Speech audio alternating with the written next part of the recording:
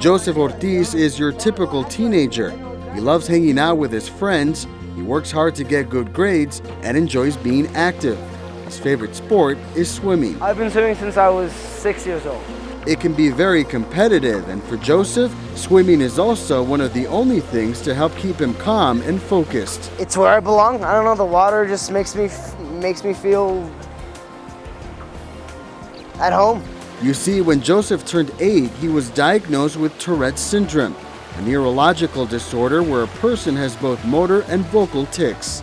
What it is my brain actually is built differently and chemically different than your brain or his brain. I mean, of course, everyone's brain is different, but mine especially so. And because of that, my brain has a lot of extra nerve synapses, and a lot of those manifest themselves in the form of tics. When he's in the water, those tics seem to vanish, but outside the pool, Joseph can't help his actions. They're uncontrollable. I'm not choosing to do them. Like you may notice, I'll shake my head a lot, or I'll wave my hands a lot. I'll clack my teeth back and forth. When most people talk about Tourette syndrome, they think of coprolalia, a symptom causing a person to blurt out profanities. But that tic is uncommon. Less than 10% of people with Tourette's actually have it. Joseph is one of the few. He developed coprolalia in middle school. You can suppress them for a while, just as you could start not blink your eyes for a while. But then I would have to take a lot more afterwards, just as your eyes would start to sting, and then you have to just close your eyes. Experts say Tourette's is no longer considered a rare condition.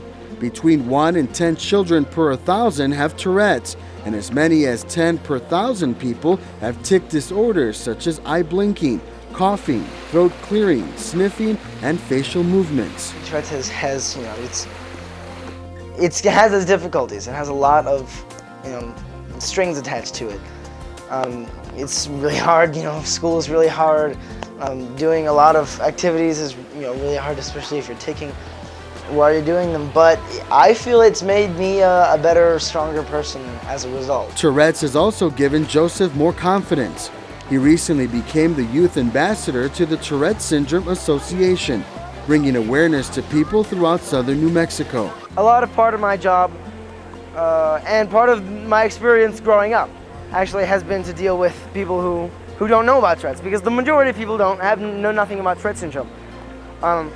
But in my experience, especially pertaining to the whole bullying in the schools campaign, in my experience, the kids in the schools are some of the most compassionate and kind and understanding people I've ever met. I mean, my friends are amazing. They've helped me through, thick and thin, anything that I can talk to them about anything, and it's great.